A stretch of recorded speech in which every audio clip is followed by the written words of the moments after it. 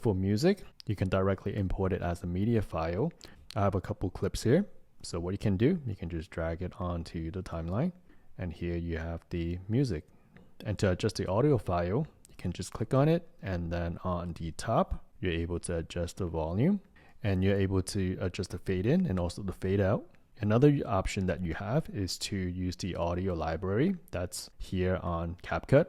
They have a decent audio library. You can definitely check this out. But one thing that I would keep in mind is some of these music are copyrighted. So if you're going to post the videos on different platforms, make sure that they are not copyrighted.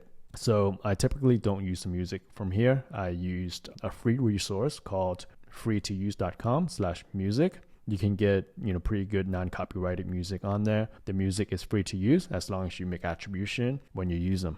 And if you want to take your music to the next level, you can check out Epidemic Sound. That will be a great choice. They have an extensive library of all types of high quality music on there, so you can definitely check that out as well. And for sound effects, you could just come to the sound effects tab. You could also check out all of these sound effects that are available for you to use. Again, just download it and drag and drop onto your timeline.